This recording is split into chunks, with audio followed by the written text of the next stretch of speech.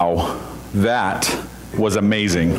Can we give it up for them one more time? That was absolutely amazing. So now I always have a really kind of stretched out plan for the series that we're doing and the teaching that we're doing, and sometimes people ask me about that, but most of the time people don't. And I'm sitting here today, and okay, this is probably a softball. It is Advent, there's probably not a whole lot of different things we're going to talk about in December. Yet I think it's interesting that Valerie and the children are talking about expecting and waiting, and our series for Christmas is Expecting Jesus, or Expecting Christmas. Spoiler alert, that's Jesus also. But we all have expectations and things that we're looking for, and sometimes we want things to happen. We have no idea what actually to expect. Now, if you are here in Oklahoma, we all know what about the weather?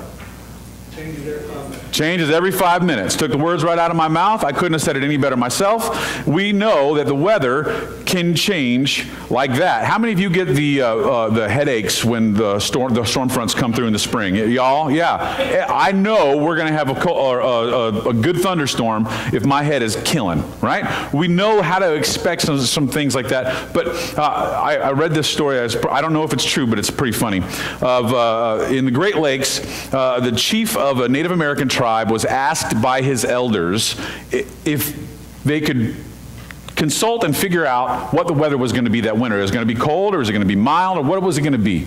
And so he went to the tribal medicine man, and they conferred, and the medicine man had lost touch with all of the ways of reading the signs in nature. And so the chief, still needing to answer the tribe, decided he would go modern. And he called the National Weather Service there in Michigan and asked, so what's the weather going to be this winter? Is it going to be a cold winter? And he said, oh yeah, it's going to be a cold winter. That's what we're predicting. So he went back and he told his folks, it's going to be a cold winter. So make sure that you get all the firewood you can. Make sure you go out and gather lots of firewood. So after a few weeks, he calls the weather service back and says, "What are you sure it's going to be a cold winter?" The weather service man said, "Yeah, it's going to be an absolutely cold weather. It's going to be a cold winter." So he goes back and says to his folks, "Get all the firewood you can. All the firewood you can." A few weeks goes by, and he decides something's not right. So he calls the weather service again. "Are you sure it's going to be a cold weather? It's going to be a cold winter?" And he said, "Absolutely, it's going to be a cold winter." He goes, "Well, how do you know?" "Well, all the Native Americans are cutting down all the trees that they can find." We have no idea what to expect with some things, am I right? We have no idea what to expect with some things, yet expectations are all around us. We have expectations on our relationships. We have expectations at our job. We have expectations that the equipment that we use, our vehicles are going to work, that our heaters are going to work. We have expectations. And if you're in Oklahoma and it's December, you have probably got a gassed up generator because you expect the power is going to go out, right? Well, what if at Christmas our expectations are not always great? What if our Christmas expectations are not always fantastic? What if at Christmas time we kind of expect things to go bad? Because there are folks who think Christmas is going to be awful. In fact, I read a survey that said 45% of people dread Christmas. Raise your hand if you're one of those people. Good, because I was totally going to judge you. I love Christmas.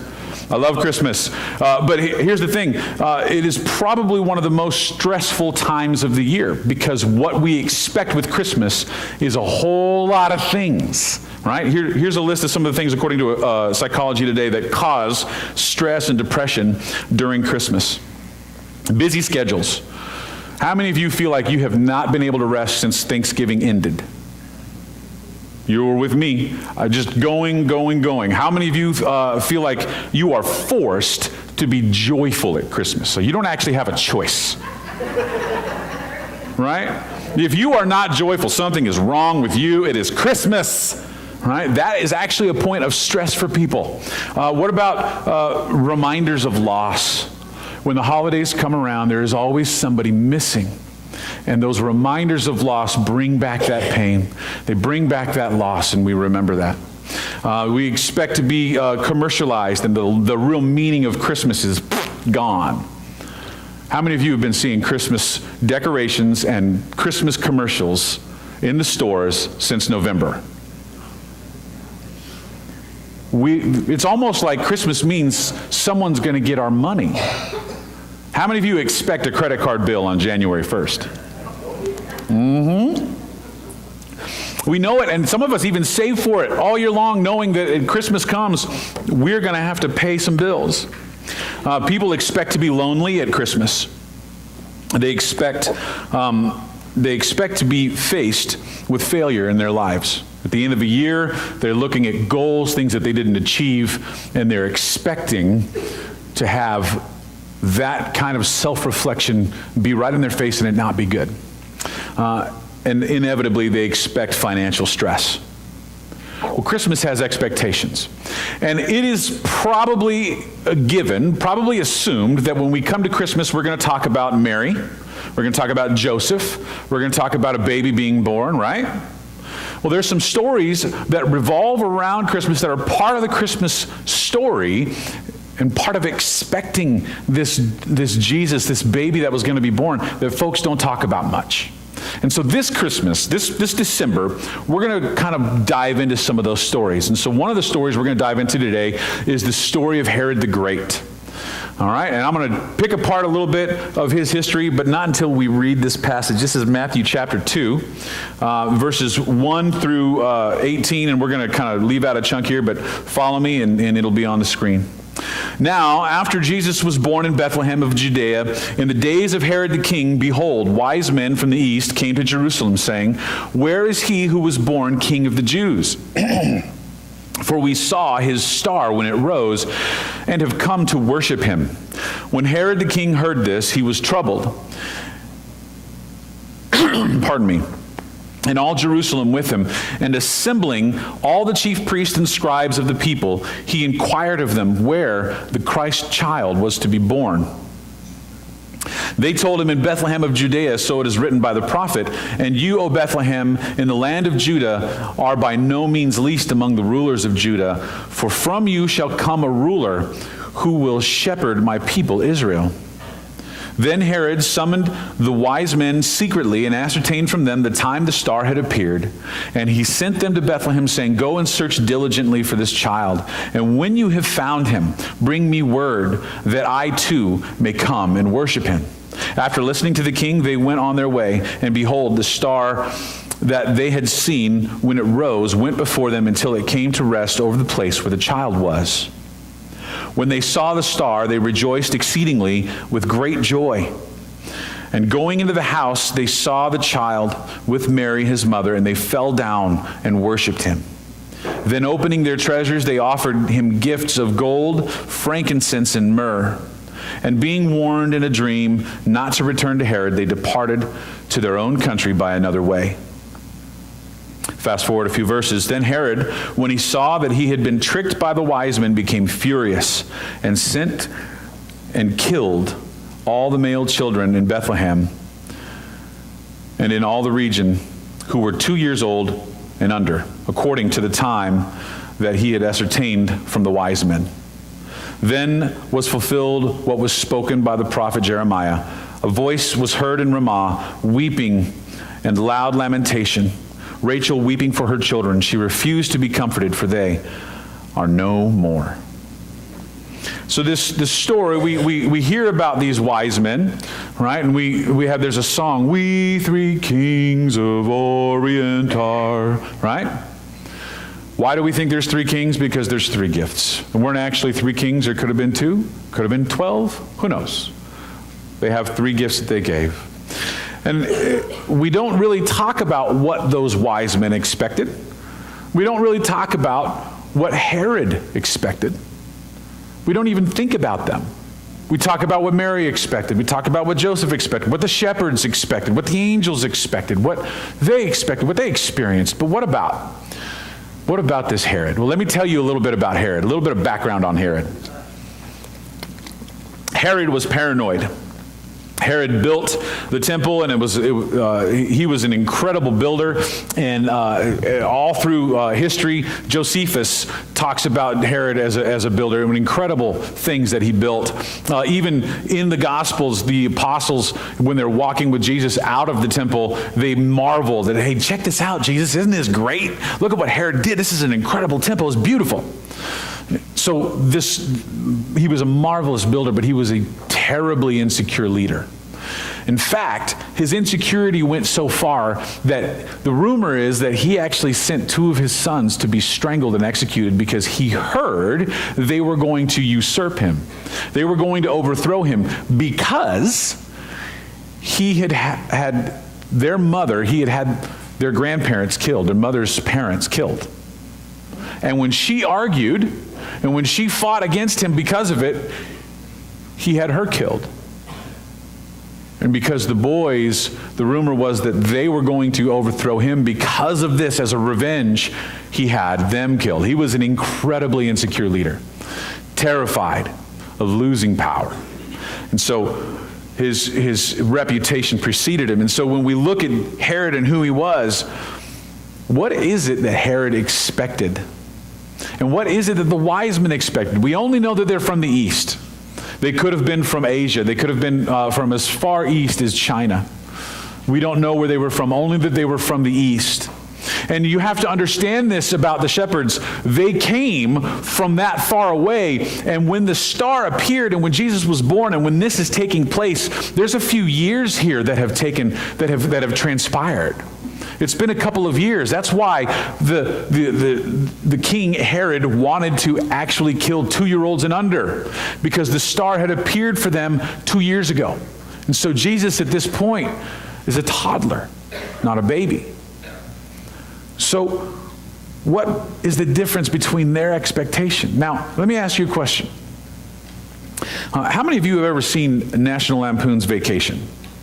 Okay? And when they travel across the country, where are they going? Someone shouted out. What? Wally World, right? And what do they get when they get there? It's closed. And their expectations are dashed, right? Now, do you think if they knew it was closed, they were going to drive across the country for it? Probably not. They expected it to be what? So, just out of the blue, if you are going to go someplace and you set a destination that is far away and you invest the cost and the planning in taking that trip, what is your expectation when you arrive? That it's going to be there. Herod wasn't even waiting. Didn't even start expecting until they got there. So let's look at what these two people, these two groups of people, what they were expecting. Here's what Herod expected first. He expected a rival. Herod was expecting a rival. Someone who would challenge him. Someone who was coming after what he had. Someone who was going to take away from him all that he was getting from his situation, from his stature, from his planning. It was going to go away. This rival was going to challenge all of that. He also expected a power struggle. Now, if you know someone who is insecure about their authority and their power, try taking it away and see what happens. Insecurity makes them fight over power. And Herod was going to not lose without a fight. Now, Herod had a lot of things going for him. He was rich. He had soldiers and armies. He had the Roman government backing him. And so he used those resources, and with them he expected one final thing: to win. Herod expected to win. And there was not a price he would not pay or make others pay so that he could win. Herod did not want to lose.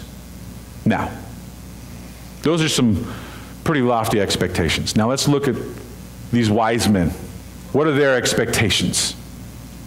Their expectations are 3 things. They expected to find a king. They absolutely expected to find a king. You don't set out on that journey unless you expect to arrive at the end of it and get what you're looking for. It took them 2 years to travel as far as they did. The whole time expecting to find what they were looking for. Second thing they expected was joy. Look at how prepared they were to meet Jesus. They had gifts to bring him, and as soon as they found the place that the star was over, they were joyful, exceedingly joyful. And when they found Jesus with his mother, they expected meaning. They expected to worship. They fell down and worshiped. They came prepared to worship this king.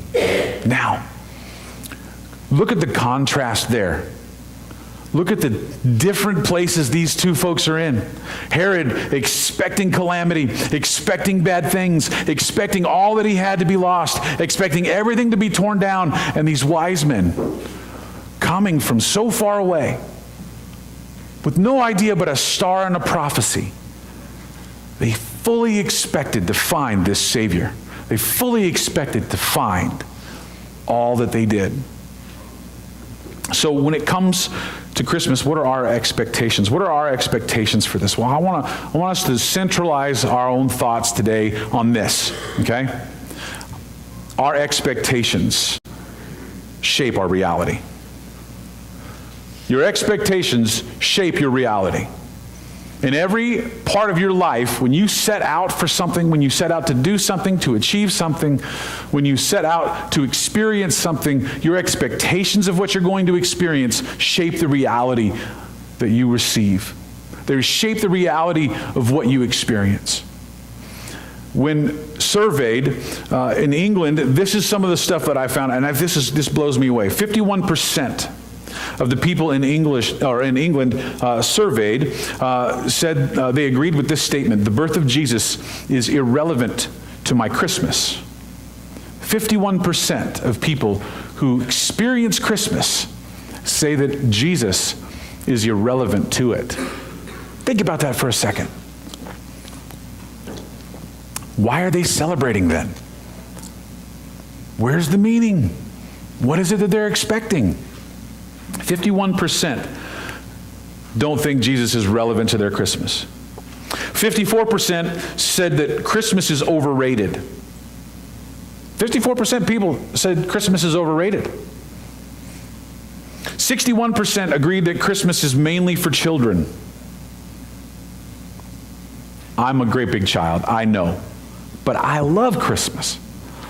36% said that they would be attending Christmas service, while 62% said that they would not be going to church at all. 62%. Jesus is not even relevant for 51%. That means that, and according to this, 46% said that he is relevant. But look at the number of people who said Jesus is relevant. 46% said Jesus is relevant to my Christmas celebration. 62% we're not going to experience worship of Jesus during the holiday season. Our expectations shape our reality. What we expect going in is what we take out. Every January, the most common New Year's resolution is what? Anybody got a guess? Losing weight. All right? Why do we all know that? Because it was mine, right? It was mine. I had it. It was mine, and I didn't do it. And then so you come to December, and you're depressed, and you've got the Thanksgiving meals, and you got the candy from Halloween, and that's already there. And then you've got your Christmas meals and your Christmas parties and all of that stuff, and you're thinking to yourself, I'm going to start as soon as all this is over, because I'm not going to miss it. I'm not going to miss out on all of this stuff. I'm going to do that, and then I'm going to lose weight. And the most common thing, and do you know that the gym is crowded the first week of January? But by the end of January, what is it? It's a ghost town. So the real gym rats, they actually change their workout schedule for January so that they can avoid the crowd, and then they go back to normal in February, because all of us who tried and failed would leave and be done. The folks who want to lose weight expected it to fall off. And when it didn't, they were disappointed. They didn't expect the work. Now, if you do expect the work, what happens? You stick at it. You go for it. You keep doing it. And eventually, you look as good as John Johnson. Eventually it happens. Eventually you get it off. But your work out and your expectations actually shape your reality. Now think about the folks who dread Christmas for a minute. You may be one of them. Christmas may be hard for you. You might be coming to Christmas and going, I know what I'm going to expect. My family's a mess. I'm going to expect fighting. I'm going to expect everyone to complain about the gifts that they get and the gifts that they didn't get. I'm going to expect everyone to complain about the food. It was too hot, it was too cold, it tasted too much, it didn't taste enough. They didn't have the right pie or enough of the right pie or didn't have the right dish served. There's something going to go wrong at Christmas. You may have lost somebody. And every Christmas is just a reminder that they're no longer with you. And so you don't want to experience it anymore because you're just reminded of the pain. Or you're alone. You don't have family nearby. You don't have people to celebrate with. And all you're focused on is that reality that you will not have the people that you want closest to you at this season that's most important. So what are you expecting for Christmas? What are you expecting this December? What are you expecting when you encounter Jesus? Because your expectations shape your reality. If you walk into this room on a Sunday morning and you expect whatever it is you're expecting, but a movement of God is not one of the things you expect, you will not have a movement of God. Other folks will. The folks who walk in experiencing it, ready to experience it, wanting to experience it, they will. But if you walk through those doors and you're not expecting to see Jesus, you're not expecting to have him encounter you, you're not expecting to have him change your life, guess what? He won't. If you aren't expecting God to love you, you won't experience his love. Doesn't mean he doesn't. But if you don't expect it, if you don't trust what it says in the scriptures about his love for you, you're not going to experience it. Because our expectations shape our reality. You expect your holiday to be terrible? You expect it to be lonely? Guess what? It will. Beware the self-fulfilling prophecy. Beware. If you expect to gain 20 pounds at Christmas, you're gonna. Or you're gonna shoot for it, right? Expect. Now I want to talk about expectation for 2 minutes, and then we're gonna close the message and go into a time of worship and communion. Expectations, they aren't accidental. Expectations are not accidental. Expectations are chosen. And expectations, it's not a vague word. It's not a word that is meaningless. It actually is very, very meaningful. Your expectation is something that you are fairly certain is going to happen. This is what I expect. I'm waiting for this to happen because I'm sure it's going to happen. You go to the movie says it's going to start at 6:45. What do you expect to happen at 6:45? It's going to start. The lights are going to go down. And it's going to start. And when it doesn't, at 6:45, you start looking at your watch going, hey, I got somewhere to be in 2 hours. Come on, let's get a move on. You expect it. When you stop at a stoplight and it's red, what do you expect? You expect it to turn green. If you don't expect it to turn green, you're going to turn right or something. You're going to do something else. This is what we expect. So you get in your car on a morning on your way to work and you turn the key, what do you expect? It's going to start. You are living your life as though you can count on the things you expect. How do you expect a paycheck every 2 weeks or every month or whatever it is that you get paid? You expect it, right? If it doesn't come, are you just, it's no big deal. I didn't expect it anyway, right? No, you want that paycheck. You expect it, and you live on what you expect. Your expectations, they shape your reality. Expectation and faith are not very different when it comes to the scriptures. Hebrews 11 verse 1 says this. Now faith is the assurance of things hoped for and the conviction of things not seen. This will be on the screen behind me. Faith is the assurance of things hoped for and the conviction of things not seen. That's what faith is. That is an expectation. Are you certain that Jesus is the Son of God? Are you certain that you are going to experience him this Christmas? Are you certain that when you walk through these doors, you will have a movement of God on your life? Are you expecting Jesus this Christmas? When you set your expectations on Jesus, I want to promise you something. He can meet them. He can meet them. You pray with me this morning? Jesus, Lord, we expect you. We expect you to show up. We expect you to do the things you promised. We expect to experience you. Lord, as we set out to worship you, we expect you to encounter us. We expect your word to move in us. We expect, God, we expect. So God, this morning as we worship you, would we expect to encounter you? Would we expect for you to move in our lives, in our community, in our church? Would we expect you? Would we look for you? Lord, as your word tells us, if we seek you, we will find you. In your name we pray. Amen.